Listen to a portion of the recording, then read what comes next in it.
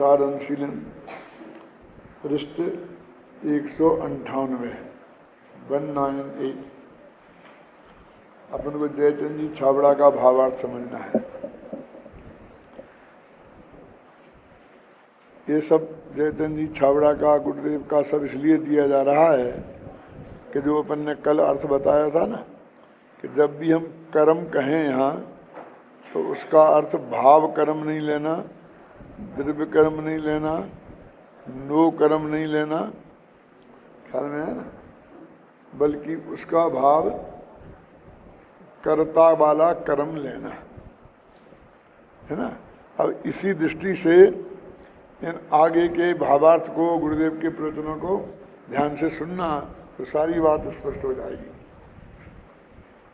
यानी इन ज्ञानियों के ज्ञान में ये बात बहुत स्पष्ट आई थी, इसके लिए भी, और उन्होंने उसका प्रतिपादन भी किया है, इसके लिए भी उस बात की प्रमाणिकता अपने चित्त में गहराई से बैठ जाए और एक बात का ही रिपीटिशन 2-3 बार हो तो उतना समय लगने से वो धारणा में भी सेट हो जाए, इसके लिए ये सब चीज़ रखी है। ज्ञानी को स्वपर का भेद विज्ञान हुआ है, इसलिए उसके अपने ज्ञानमय भाव का ही कर्तृत्व है, और अज्ञानी को स्वपर का भेद ज्ञान नहीं है, इसलिए उसके अज्ञानमय भाव का ही कर्तृत्व है। सीधा साधा नियम ये है कि कौन किसका करता है और कौन किसका करता नहीं है, इसका यदि निर्णय करना हो तो उसकी कर्तृत्व बुद्धि से करना पड़ेगा। वो किन भावों रूप परिणमित हो रहा है, इससे निर्णय नहीं होगा। चल रहे हैं ना। जैसे कि मुनि मालिक की आज्ञा से किसी दूसरे व्यापारी के साथ, जिसने इस व्यापारी का पैसा नहीं दिया है, कठोर व्यवहार करता हुआ भी दिखाई दे, ऐसी भाषा बोलता हुआ दिखाई दे कि हमारा पैसा कल शाम तक आ जाना चाहिए, हमसे बुरा कोई नहीं होगा, फिर भी वो जानता है कि सामने वाला व्यापारी मेरी मालिक के बराबरी का है, मेरे जैसे सैकड़ों नौकर इसके यहाँ भी हैं, क्या उसके अंदर में उसकी रंच मात्र भी कर्तृत्व बुद्धि नहीं है, और वो सामने वाला जिससे वो कह रहा है वो भी इस बात को जानता है, यदि वो भी ज्ञानी हो तो, क्या कि ये जो बोल रहा है ये तो इसके मालिक की आवाज़ है, वो इसको जो निर्देश दे के गया है वो मुझे सुना रहा है। सिर्फ भाषा में इतना फर्क पड़ता है कि जो कमजोर बुद्धि का अथवा स्वार्थ बुद्धि वाला व्यक्ति होता है, वो ऐसा भाषा बोलता है कि सेठ जी ने ऐसा कहा है कि मैं आपको ऐसा कह दूं, क्या वो कहे तो भी सामने वाला जानता है, और नहीं कहे तो भी सामने वाला जानता है कि बात ऐसी ही है। लेकिन वो मैं अपने काय को माथे पे बुराई लूं, इस सेठ से भी बना के रखूं, कभी ये सेठ कभी निकाल देगा तो मुझे इसके यहाँ भी नौकरी करने जाना पड़ सकता है, क्यों ऐसा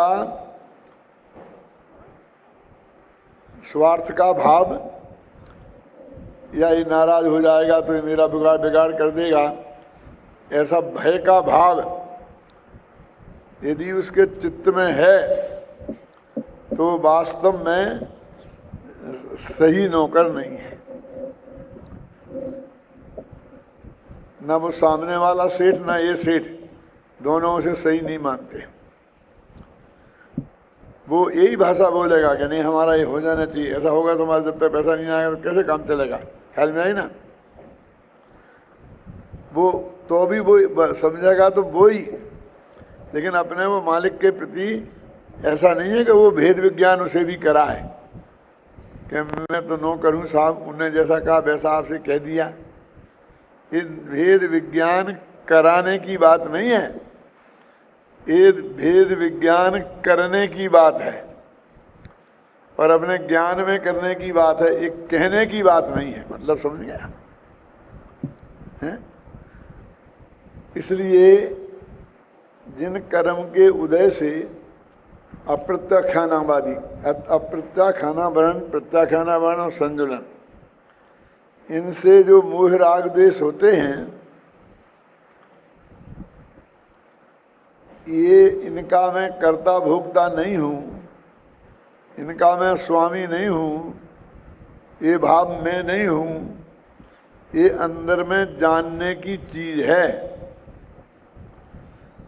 बार बार जबान पे लाने की बात नहीं है। व्यवहार में जब समझने समझाने का प्रसंग होगा तब तो बहुत खोल खोल के समझाई जाएगी है? लेकिन 24 घंटे व्यवहार की भाषा में उसका प्रयोग नहीं होगा, समझे ना। क्योंकि साहब अभी तो वहाँ तो ऐसा कह रहे थे, मैंने ये किया, मैंने ये किया, अभी जो सूचना दे रहे थे मैंने साफ साफ कह दिया, ऐसा कर दिया, वो कर दिया। तो बराबर एक कर्तृत्व की बात कहते हैं, ख्याल में है ना। और प्रवचन करते हैं तो ये कहते हैं कि वो किसी प्रवचन करे तो अज्ञानी है, किसी माने तो अज्ञानी है, कहते कि नहीं। और फिर बाद में सूचना देते हैं तो सूचना में इसी भाषा में बात करने लगते हैं।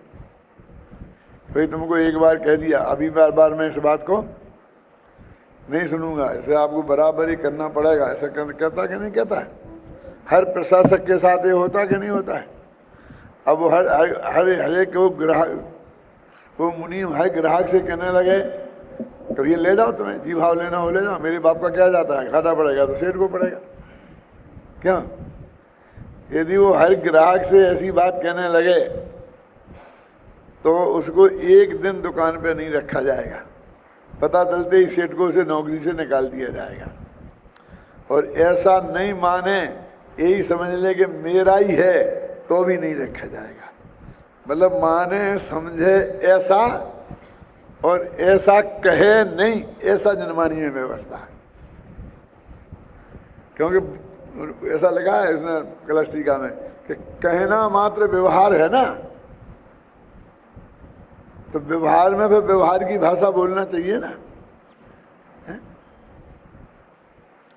क्या आपकी कृपा से ऐसा हुआ, हर जाके अपने गुरु से कहने लग जाए कि तुम्हारे होने से क्या होता है, काम तो उपादान से होता है, तुम तो निमित्त मात्र हो, आखिर हमने पढ़ा तो हम नहीं है। क्यों है? ये बराबर गुरु को याद दिलाए हर 5-5 मिनट में, पर आप ही ने पढ़ाया है साहब हमें, तो ये आप ही ने पढ़ाया है साहब हमें, तो उस विद्यार्थी को आप क्या मानेंगे।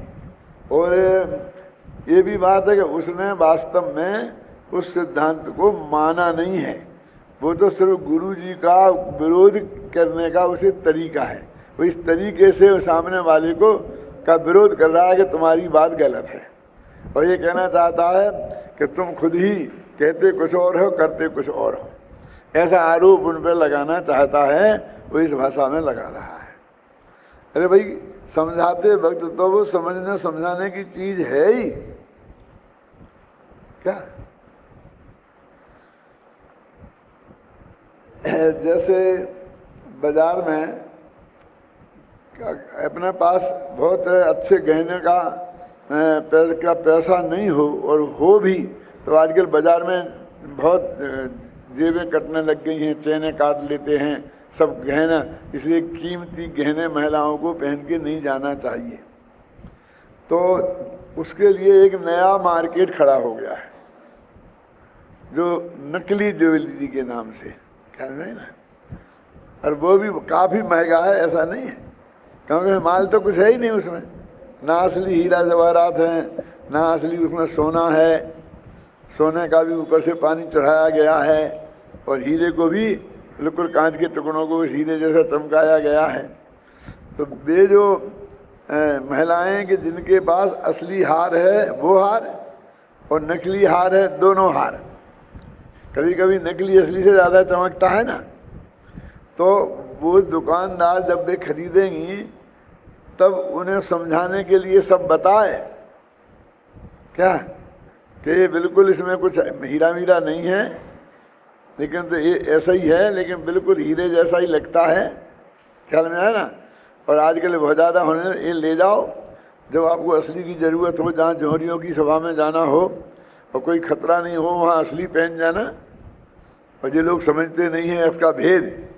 ऐसों के लिए तो यही है, क्योंकि तुम अरबपति हो तो तुम्हारे गले में नकली भी होगा तो कोई नकली नहीं मानेगा। कि चोर भी, क्यों कि चोर भी नकली नहीं मानेंगे? चोर तो मान सकते हैं, वे तो माने तो अच्छी बात है, नहीं तो वे नकली के लिए भी तो झपटा झपटी करेंगे। कोई बात नहीं, कोई बात कैसे नहीं, उसके लिए वे हत्या भी कर सकते हैं। अभी कर दी ना 3 जवेरियों की हत्या। फिर आया ना अखबार में, समझ में देखा ना तुमने क्या नहीं कि वो असली है कि नकली है। लेकिन जिन मूर्खों को तुम्हें अपने वैभव का प्रदर्शन करना है और वहाँ कोई खतरा मोल नहीं लेना है, उनके लिए एक काम की है, ये वो बराबर बताए क्यों। लेकिन वो महिला उसे पहने तो हर एक से कहता पड़ा कि ये असली नहीं है, ये तो नकली है, असली नहीं है, नकली कहने। तो ये कहने की है, उसे समझने की चीज है। उसे समझने की चीज है। ऐसे जो व्यवहार में आप कह रहे हो कि ये तो जो मैं कह रहा हूँ, ये तो व्यवहार ने का कथन है, झूठा होता है, ऐसा ही होता है, ऐसा होता है, ऐसा उस वक्त उसे समझाने की जरूरत है कि नहीं पूज्य गुरुदेव श्री यदि नहीं होते तो आज क्या होता, ये तत्व ज्ञान हमारे ख्याल में भी नहीं आ पाता, हम कैसे जानते। ऐसा लगा ना, यदि कुंद कुंद मुनिराज इस जगत में ना होते तो हम मुनिगणों की शरण कौन होता। ऐसा हमारे कुंद कुंद के भगत आचार्यों ने बाद में लिखा है कि नहीं लिखा है? तो ये व्यवहार की भाषा है और व्यवहार के संबंध में समझ, ये दो बिल्कुल अलग अलग चीजें हैं। और ये सब जनवाणी की मर्यादा के भीतर है। जो ऐसी बात करता है बार बार अपने गुरुओं से या वक्ताओं से, वो या तो जैन दर्शन की शैली स्टाइल को समझता नहीं है, और समझता है तो छल करता है। 2 बातों में एक बात स्पष्ट है, यदि वो समझता है तो फिर वो ऐसा उसको बोलना ही नहीं चाहिए, है ना। या तो अज्ञान है या रागद्वेष है, 2 में से एक न एक जरूर है। ज्ञानी को सबर भेद विज्ञान हुआ है, इसलिए उसके ज्ञानमय भाव का ही कर्तृत्व है, और अज्ञानी को सुपर का भेद विज्ञान नहीं है, इसलिए उसके अज्ञानमय भाव का ही कर्तृत्व है। इस आत्मा के क्रोधादि मोह कर्म की प्रकृति माने राग देश, मोह कर्म की प्रकृति, ये राग देश माने क्या, क्यों लिखा? माने अकेले तुम द्रव्य प्रकृतियों को ही मत ले लो, भाव प्रकृति को भी लो। तो जो 25 कसाएं हैं ना, वो राग देश में हो जाती है ना, तो वो भावोदय, प्रकृति का उदय आने पर अपने उपयोग में उसका राग देश रूप मलिन स्वाद आता है। अब देखो ये भेद क्या क्या डाल रहे हैं कि वो राग देश हुआ है कौन कौन से कर्म के उदय में? अप्रत्याख्यानादि कसायों के उदय में, है ना। क्योंकि मिथ्या तो अनंतानुबंधी तो है ही नहीं, ज्ञानी की बात चल रही ना। तो उपयोग में उनका जो रागदेश रूप मलिन स्वाद आता है, उसके उपयोग में माने जानने में आता है, उपयोग में माने जानने में आता है ज्ञानी को। और अज्ञानी सुपर का भेद विज्ञान ना होने से यह मानता है कि यह राग देश रूप जो मलिन उपयोग ही मेरा स्वरूप है। वो राग देश से मेला उपयोग हो गया ना, वही मेरा स्वरूप है।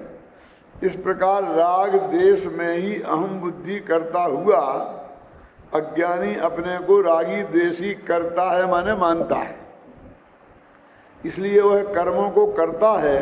इस प्रकार अज्ञानमय भाव से कर्मबंध होता है। इसलिए वो कर्मों को करता है माने वो राग देश भाव रूप कर्मों को करता है, ज्ञानावरणादि रूप कर्मों को करता है नहीं। और नो कर्म को तो है ही नहीं। नो कर्म माने क्या? ये जो शरीर की क्रिया हुई ना सामने, किसी को एक चांटा मारा और गुस्सा आया, अब इसमें 3 काम हो गए कि गुस्से में चांटा मारा, ये हुआ नो कर्म, ये क्रिया हुई नो कर्म। और जिस क्रोध आदि का उदय हुआ वो द्रव्य कर्म, और जो वे भाव हुए गुस्से आने रूप वो भाव कर्म। अब 3 कर्म हो गए। अभी नो कर्म माने जो चांटा मारा उसकी तो बात ही मत करो, तुम कहते हैं उसका तो ज्ञानी और अज्ञानी कोई भी करता नहीं है। क्या? उसकी तो चर्चा ही मत करो।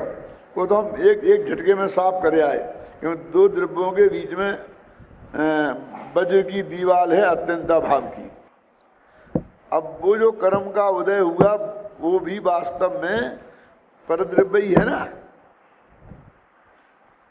परद्रव्य है, इसलिए वो भी वैसा ही है शरीर की क्रिया जैसा, क्योंकि शरीर की क्रिया भी पुद्गल की क्रिया है और वो द्रव्यादि कर्मों का उदय है वो भी पुद्गल की क्रिया है।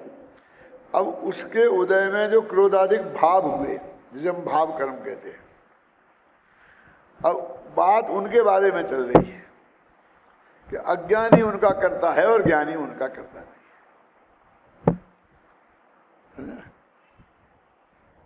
वो जो राग देश रूप भाव हुए, अब वो कहते हैं वो जो भाव हुए तो ज्ञानी उनका करता क्यों नहीं है? तो एक प्रश्न खड़ा होता है, ज्ञानी किसका करता है? क्योंकि ज्ञानी वहां उस रूप उपस्थित तो दिखाई देता है। तो वो कहते हैं कि उसको जानने रूप जो ज्ञान का परिणमन हुआ, वो चारित्र गुण का जो राग देश रूप परिणमन हुआ उसका करता नहीं है, उसको जानने रूप ज्ञान गुण का जो परिणमन हुआ वो उसका कर्म है और ज्ञानी उसका करता है। क्या? क्योंकि अज्ञानी उन राग देश रूप परिणमन हो रहा है तो वो उनका करता है, लेकिन अज्ञानी के कौन से राग देश हो रहे हैं? वो अनंतानुबंधी संबंधी और मिथ्यात्व संबंधी। और ज्ञानी के कौन से हो रहे हैं? क्यों ज्ञानी है तो अप्रत्याख्यान और प्रत्याख्यान संबंधी। जो है ज्ञानी के सब भाव ज्ञान से बने हुए हैं। वो जो बस वो उसने तो जाना है, वो उसका सब ज्ञान भाव ही है। उसका ज्ञेय क्या है? अपना राग देश है कि कर्म का उदय है कि शरीर की क्रिया है। तीनों चीजें उसकी ज्ञेय ज्ञान का ज्ञेय हो सकती हैं। वो ये भी जाना कि मेरी चारित्र गुण में क्रोध गुस्सा आया और मेरे क्रोध कर्म का उदय था और मैंने इसे एक चांटा मार दिया। इस तीनों को वो जानता है और वो इन तीनों का करता नहीं है। तो करता तो होना चाहिए, तो कि उस जानन क्रिया का करता है, क्योंकि जानना भी तो क्रिया है ना। हमको लगता है यदि वो कुछ कर रहा है तो उसका कर्ता होना चाहिए ना, तो जानन क्रिया है। तो कहते अज्ञानी भी जानने की क्रिया का कर लेगा, तो कहते जानन क्रिया उसको है कहाँ? वो तो उस राग देश मेरे में हुआ है तो मैंने ही गुस्सा मैंने ही किया है, मैंने ही माना है। तीनों में ऐसा मान रहा है, मैंने चांटा भी मैंने मारा, क्रोध कर्म का भी मेरा ही था, आखिर मैंने ही कमाया था पहले, और जो वो गुस्सा आया वो भी मेरा ही था। वो तीनों का कर्ता बन रहा है। बन रहा है काय में? मान्यता में। और हो किसका रहा है? अकेले उस राग देश का। देखो अंतर दादा समझ में आया? क्या बोलूं? क्या वो तीनों का कर्ता अपने को मान रहा है, जान रहा है, लेकिन हो रहा है सिर्फ अकेले अपने उस राग रूप परिणाम का। क्योंकि वो आत्मा का परिणमन है अज्ञान दशा का। और वे दो चीजें हैं, वो तो पुद्गल का परिणमन है, वो आत्मा का परिणमन है ही। ये जो बारीक भेद है, इसको जानना जितना कठिन है, समझाना उससे ज्यादा कठिन है। क्यों? क्योंकि जानने में तो आपके ज्ञान की ही सूक्ष्मता चाहिए, लेकिन समझाने में भाषा का सामर्थ्य भी चाहिए। क्या है? आप सुनेंगे ना? क्यों? क्यों उसको वो कहे ये तो सब अन्याय है, वो इलाका करता उसे। लेकिन मैं सब लोग यही कहते थे पहले प्रतिपादन में, अपने बड़े बड़े पंडित भी, किसी का नाम नहीं लेता हूँ, कि नहीं वो ज्ञानी उनका करता नहीं और अज्ञानी है सबका। लेकिन मैंने शिखर जी में हुआ था ना झगड़ा एक दफे, उस वक्त मैंने ये बात कही कि भाई वो उसके अज्ञानमय भाव हैं ही कहाँ जिनका वो करता हो गए। मानव अनंतानुबंधी संबंधी क्रोध वो अज्ञान भाव में जाता है, ख्याल में है ना। परब्रह्म में एकत्व की मान्यता रूप मिथ्या तो अज्ञान भाव में जाता है, और पर को निज जानने रूप अज्ञान भाव में जाता है। तो वो अज्ञान भाव उसका है ही नहीं, तो उसका वो करता क्यों हो? और अज्ञानी के है और वो मानता भी है, इसलिए वो उसका कुछ रूप परिणमित हुआ है, इसलिए मानता है। अब इसमें एक और आपको दाव पेंच आएगा। वो सिर्फ जानना इसलिए जरूरी है कि नहीं आपको फिर भ्रम हो सकता है। आप जानते हैं सड़क की रोड पर साइन बोर्ड लगे रहते हैं कि अब आप ये रास्ता वहाँ का है, ये रास्ता यहाँ का है, यहाँ पर ये है, यहाँ धीरे चलिए, आगे स्कूल है, ऐसा सब लिखा रहता है ना सब। तो मैं आपसे पूछता हूँ कि उनके पीछे कोई चिंतन है कि चाहे जहाँ लगा देते हैं? जैसे पहले एक नियम था अंग्रेजों के ज़माने में, जब उनका राज था, कि कोई सड़क बनाई जाए तो 1 मील में 8 फलनांग होते थे, जानते हैं? 1 माइल के, किलोमीटर के नहीं, 8 हिस्से करो तो एक हिस्से को फलनांग कहते थे। और एक फलनांग में 14 पेड़ लगाना चाहिए। क्या नियम था अजय भाई? कि एक फलनांग की जो दूरी हो 14, तो 8 से गुणित करो तो 1 मील में कितने पेड़ लगना चाहिए, और उसके हिसाब से एक एक पेड़ से दूसरे पेड़ की दूरी कितनी होनी चाहिए। ये सब बिल्कुल नक्की था उनका। इसलिए वो वहाँ बैठे बैठे बता देता था कि मैंने तुमने कह दिया कि इस गांव से इस गांव तक की सड़क पर तुमको पौधीकरण करना है, पेड़ लगाना है, तो फलां जाति के पेड़ लगाना है, फल फूल वाले नहीं लगाना है। क्यों लगाना चाहिए? फल फूल वाले तो देश को फल फूल मिलते ना। क्यों?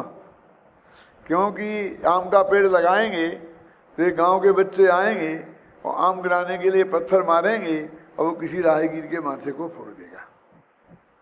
क्या? अब आम गिरेंगे तो सड़क गंदी होगी, सफाई की इतनी व्यवस्था संभव नहीं है। समझे ना आप?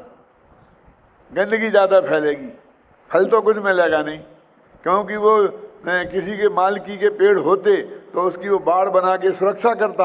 अब इधर सड़क पे ही है, हजारों यात्रियों को निकलना है, तो कौन से पेड़ लगाना? कि छाया वाले, जिसमें छाया अच्छी हो, फल फूल जिसमें आते नहीं हो खाने लायक, बिना फल के तो कोई पेड़ होता ही नहीं है, लेकिन वो खाने लायक जिसके लोग खाते हैं ऐसे नहीं हो, इतने पेड़ लगा देना। तो ये तो बहुत आसान है, बस इंजीनियर को ये नियम मालूम है और फटाफट लगा देगा। अब ये जो यहाँ पर ऐसा है कि एक एक चीज का केस करके उसे डिसीजन लेना है, तो ये बहुत कठिन काम हो गया है? ऐसा कोई नियम नहीं है कि कहाँ ये कह देना, कहाँ ये कह देना।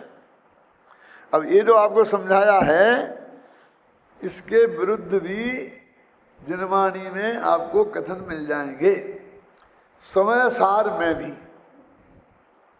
तो फिर आपको क्या करना वो समझने के लिए वो मैं आपसे क्या कह रहा था कि रोड पर वे बोर्ड कहाँ लगाना, कौन सा, कि आगे सावधानी रखिए, आगे खतरनाक मोड़ है। इनको कोई एक परमानेंट नियम से नहीं लगाए जाएंगे। वहाँ जाकर के किसी अच्छे साहब को, बुद्धिमान साहब को निर्णय करना पड़ेगा। क्यों, कहाँ कितनी रफ्तार से गाड़ी चला सकते हो, ये बोर्ड लगाने के लिए उसकी पोजीशन देखनी पड़ेगी। गांव का एरिया है, खतरनाक मोड़ है, तो वहाँ रफ्तार कम कर देंगे। क्यों, यदि वो एकदम खुला एरिया है और कुछ नहीं है तो रफ्तार लिख देंगे, यहाँ 60 किलोमीटर की रफ्तार से चला सकते हो, यहाँ 40 की, यहाँ इसकी, यहाँ इसकी। और कारें चला सकते हो 60 की से, और ट्रक चलेंगे 40 के। ये सब रहता है ना उसमें नियम। तो वो ऐसे नियम से नहीं चल सकते। वो एक समझदार आदमी को एक एक पॉइंट नक्की करना पड़ेगा। यदि सही जगह सही बोर्ड नहीं लगा तो बोर्ड लगने का कोई फायदा नहीं है, बल्कि उससे मिसगाइड और हो सकते हैं। तो ये ऐसा है, क्या आएगा कि उसी समय सार में आपको रागादिक का कर्ता ज्ञानी है, ये भी आएगा, और शरीर की क्रिया का कर्ता ज्ञानी है, ये भी आएगा।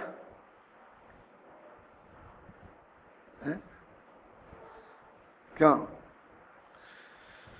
तो जब मैंने ये बात समझाई मेरे शिखर में, तो एक बहुत बड़े विद्वान ने कहा ये तो प्रवचनसार की बात है। और उस वक्त तक प्रवचनसार वहां है तब तो समझा सा जाता था।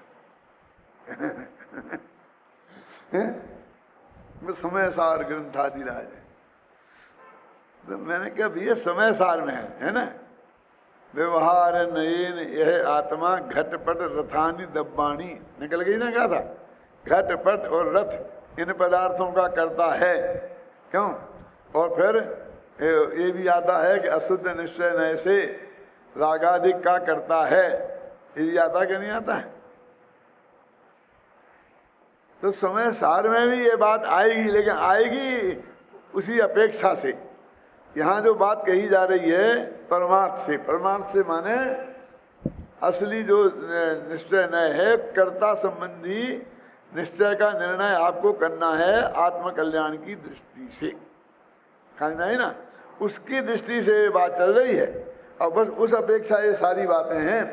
तो जिनवाणी में और कथन मिल जाएंगे तो फिर आप घबराना नहीं।